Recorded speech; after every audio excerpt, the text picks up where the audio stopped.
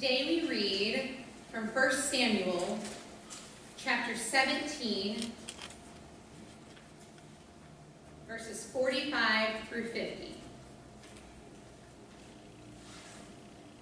Then David said to the Philistine, "You come to me with a sword and with a spear and with a javelin, but I come to you in the name of the Lord of hosts, the God of the armies of Israel, whom you defy. This day the Lord will deliver you into my hand, and I will strike you down and cut off your head. And I will give the dead bodies of the host of the Philistines this day to the birds of the air and to the wild beasts of the earth, that all the earth may know that there is a God in Israel, and that all this assembly may know that the Lord saves, not with the sword and spear, for the battle is the Lord's, and he will give you into our hand." When the Philistine arose and came and drew near to meet David, David ran quickly toward the battle line to meet the Philistine. And David put his hand into his bag and took out a stone and slung it and struck the Philistine on his forehead. The stone sank into his forehead, and he fell to his face to the ground. So David prevailed over the Philistine with a sling and a stone and struck the Philistine and killed him. There was no sword in the hand of David. This is the reading of our word. Thanks be to God. I loved the story of David and Goliath. It was always my favorite vacation Bible school story, right? Perhaps it's because when we were little, they used to actually give us slingshots with little stones. They don't do that anymore, right? You all are going, please don't ever do that. We love that story. Many of us do, right? It's one of the most known stories of our faiths. The kids learn it downstairs in Worship and Wonder. Where do they learn it in Grove? They learn it in one of them. They learn that age does not matter when it comes to defeating the giants in front of us.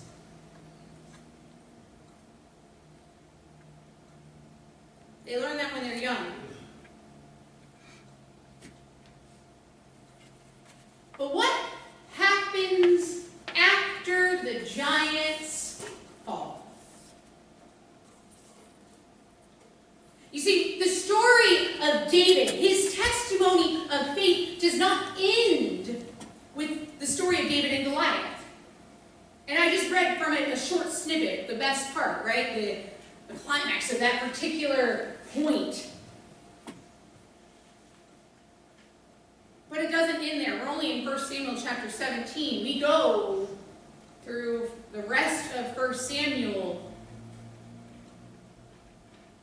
all the way into Kings.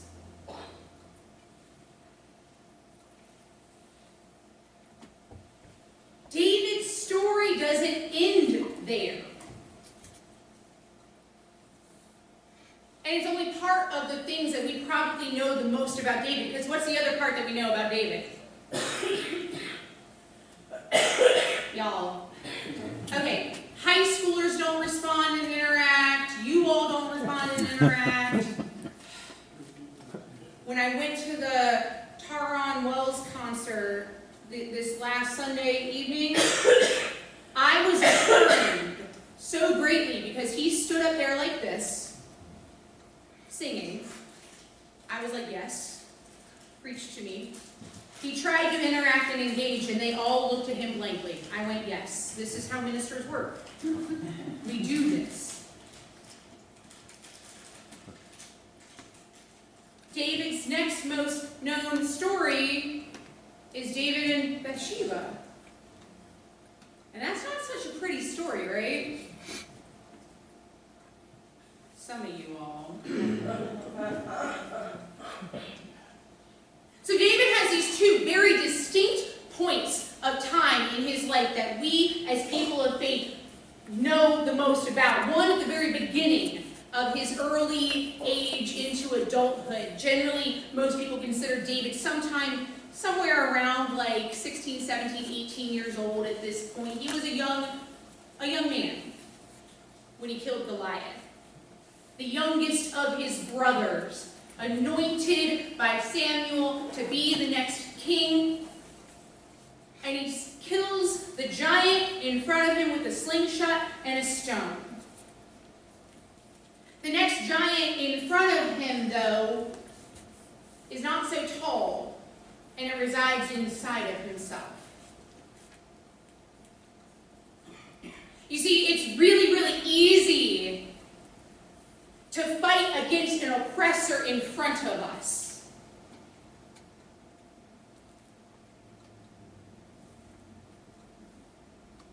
We can assess, right? Basic battle strategy, or basic life strategy, is when something's in front of you, when a barrier is put in front of you by an outside source, you look for ways to get around it. They do it with lab rats. We are much smarter. Although, hold on, wait, let me caveat that. I don't know. But oh man, Arlington Boulevard's been blocked off for who knows how long. How many of us have learned new roads going around? I will tell y'all, the 10th Street Bridge is now my favorite way to get to the hospital. I didn't know. I take Elm 14th and straight on over, y'all. It's 5 minutes. I was so used to going one way, though. Granted, had 10th Street not open, I would probably not be saying that. But we know, right? When there's a barrier put in front of us by somebody outside of us, we look for ways around it or ways over it.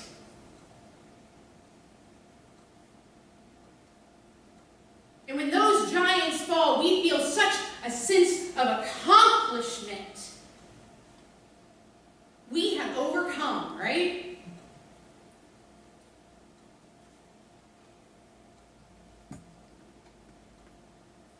What about the ones inside of us? See, those are harder. Because those are built by us.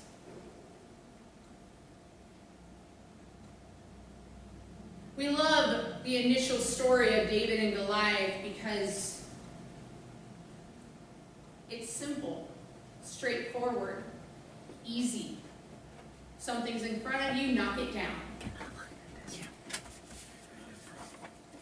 The story of David and Bathsheba is much harder for us to understand because the giant is inside of David. It's not outside. How do we, as people of faith, knock those giants down?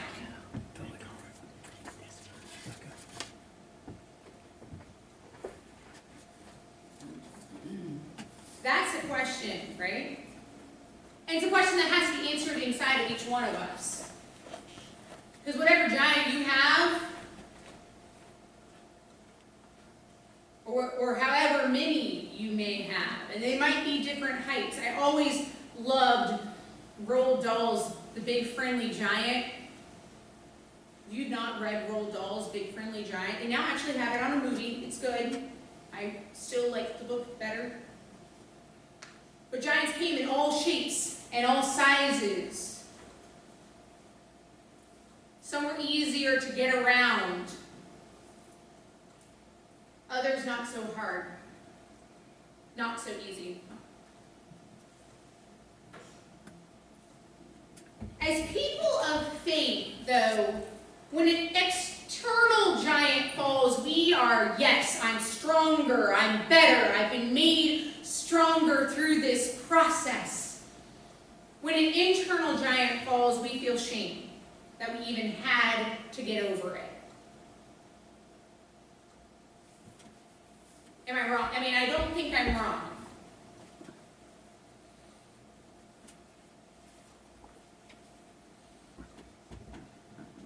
We, as people of faith, know how to help one another through the big outside things. The internal ones are harder. And perhaps it's because the internal ones are harder to articulate.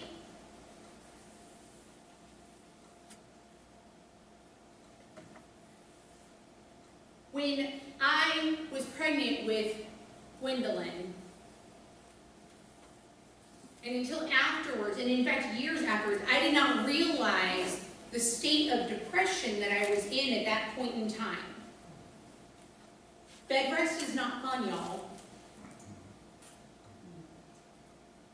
It had happened when we were moving and just all the catalyst of things and stuff. And it wasn't until I literally was sitting in our master bedroom closet crying my eyes out that I realized where I was, what giant was in front of me at that point in time.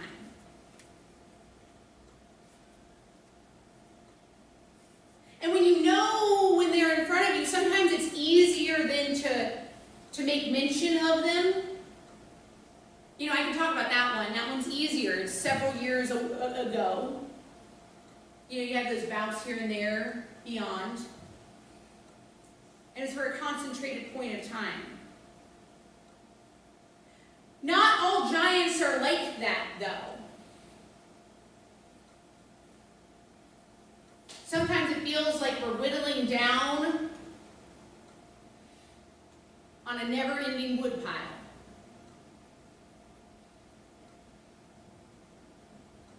You know, we magically all want things to self-replenish, right? I would love my refrigerator to be one that opens up and just everything I need is right there.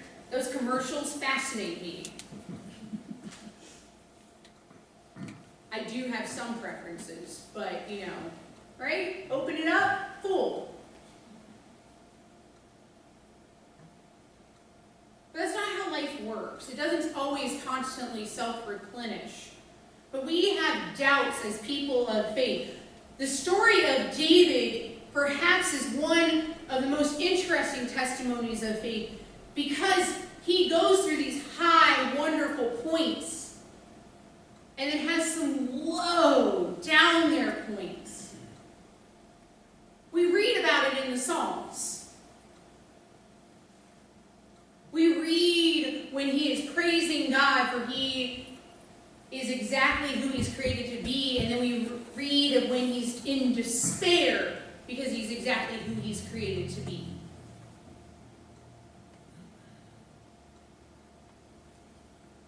Each one of us have giants around us. And the beauty of when they fall is that the hope is that this beautiful transformation happens when they fall, that we draw closer to God.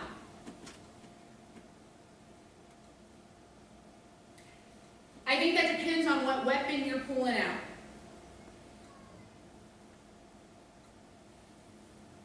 I love Ephesians 6, armor of God. Have you ever, I'm assuming you've read that passage. If you haven't, it's a real quick, like 10 passage read.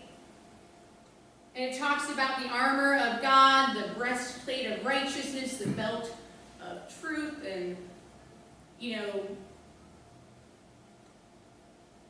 all the things, truth, preparation, moving forward. David didn't wear any armor.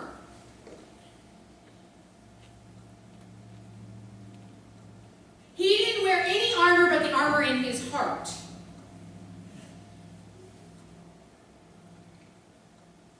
He didn't grab a hold of anything but what he already knew.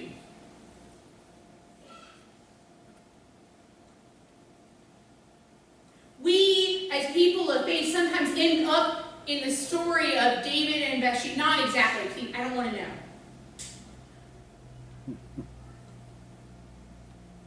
But the mental process is that David knew the truth.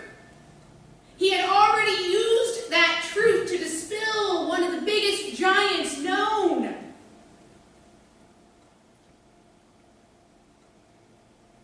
And as people of faith, we forget to rely on that truth.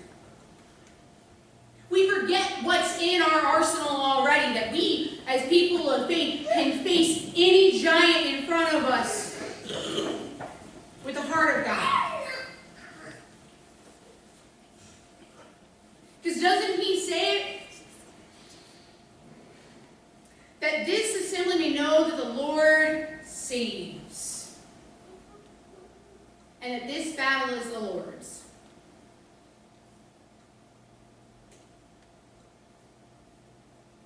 I come to you in the name of the Lord of hosts, the God of the armies of Israel. That's profound.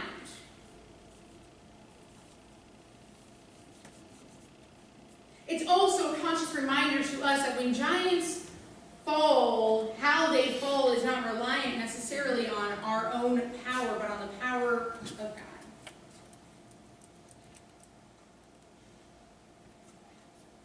It doesn't matter whether they're an external giant or an internal giant.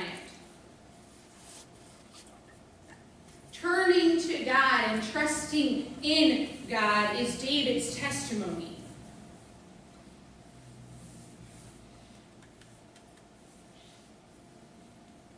The question becomes, is it yours?